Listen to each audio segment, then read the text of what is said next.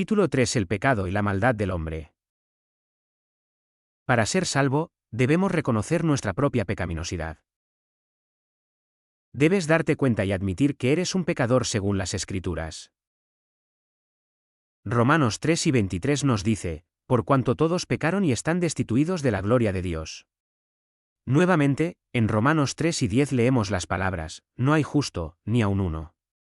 No somos pecadores porque pecamos, pecamos porque somos pecadores. Por tanto, como el pecado entró en el mundo por un hombre, y por el pecado la muerte, así la muerte pasó a todos los hombres, por cuanto todos pecaron. Romanos 5 y 12. Adán fue ese un hombre que cometió el pecado original. Dios le había dicho a Adán y Eva que morirían el mismo día en que pecaran. Pero del árbol del conocimiento del bien y del mal no comerás, porque el día que de él comieres, ciertamente morirás. Génesis 2 y 17.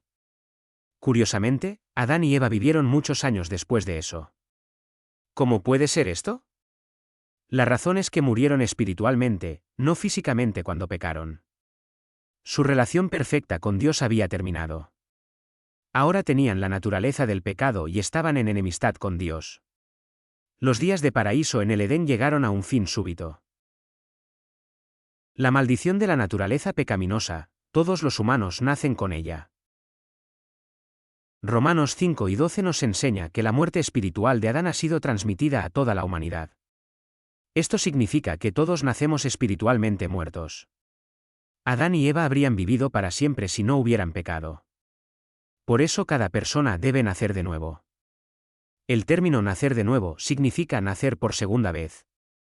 Existe el nacimiento físico y luego el nacimiento espiritual. Nacemos espiritualmente muertos en este mundo sin Dios. Todos nacemos con una naturaleza caída, una tendencia natural a pecar.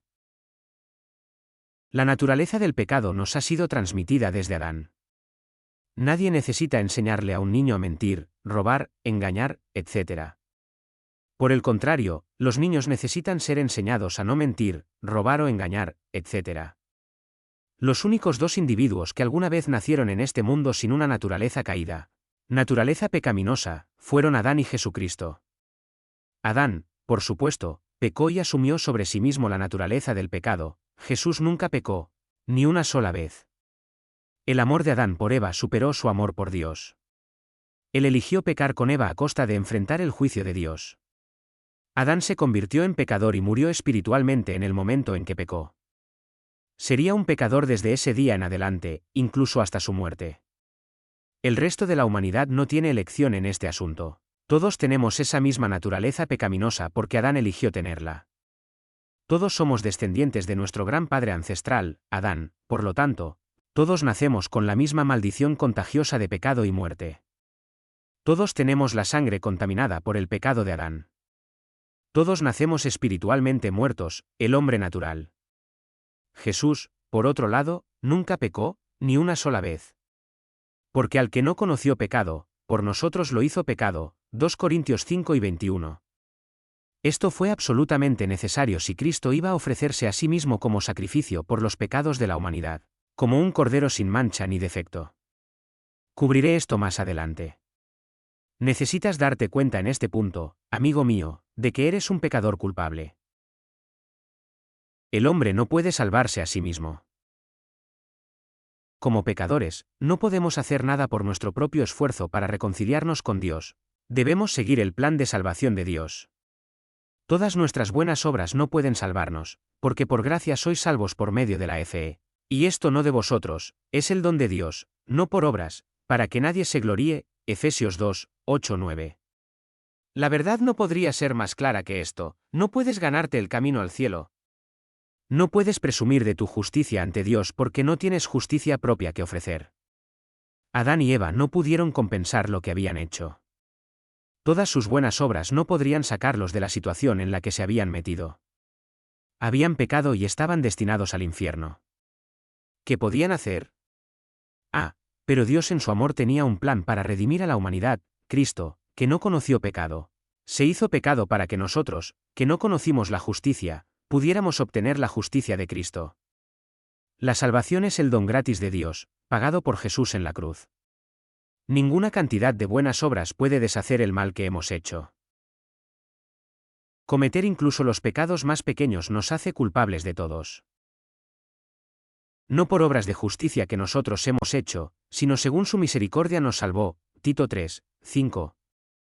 Lea las siguientes palabras dichas en Isaías: pero todos nosotros somos como un inmundo. Y todas nuestras justicias son como trapos de inmundicia, y todos nosotros nos marchitamos como hoja.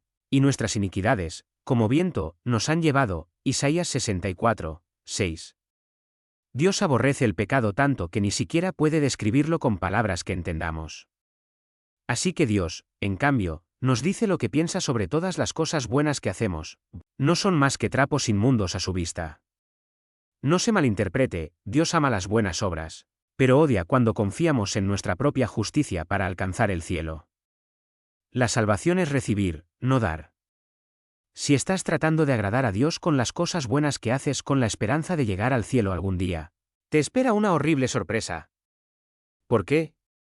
Porque cometer un solo pecado nos hace culpables de todos a los ojos de Dios, porque cualquiera que cumpla toda la ley, pero tropiece en un solo punto, se hace culpable de todos.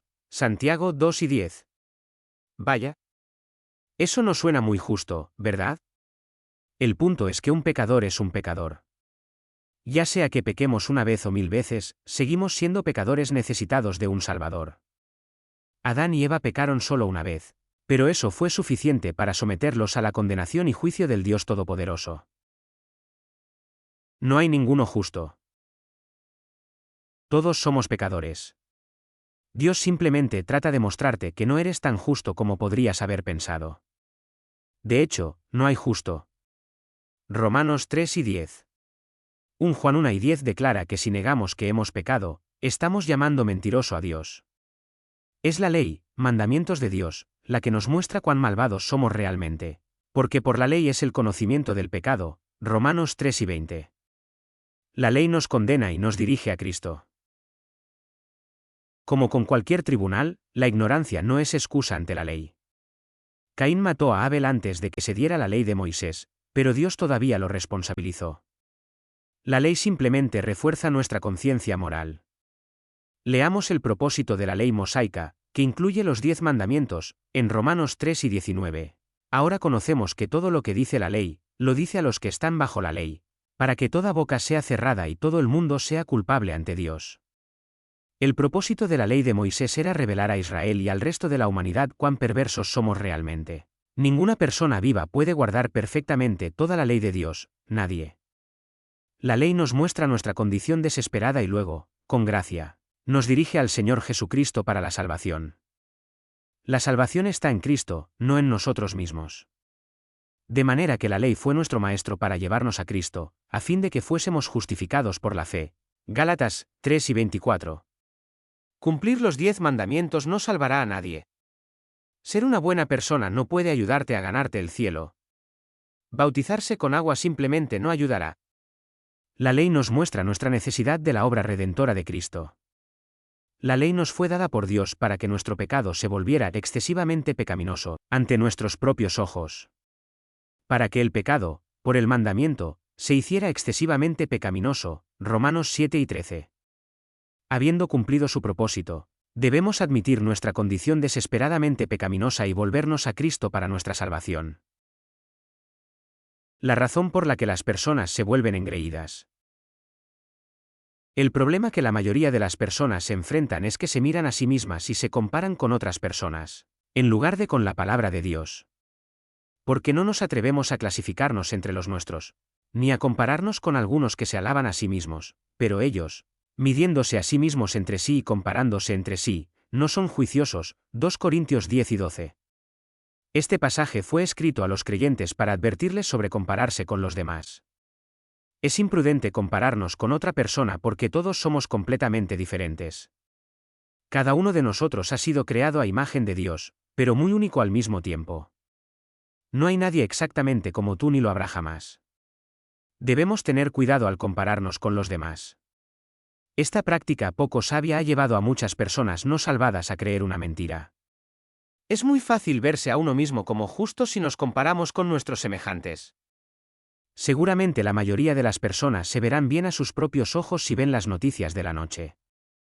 Escuchamos sobre todos los escándalos y crímenes que se cometen.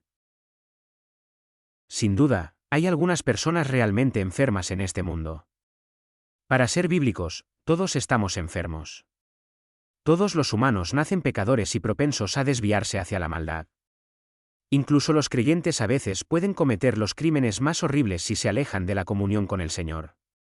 Todas las personas necesitan confiar en Jesucristo como Salvador personal para ser cristianos, y luego todos los cristianos necesitan caminar humildemente con su Dios a diario para mantenerse fuera de problemas.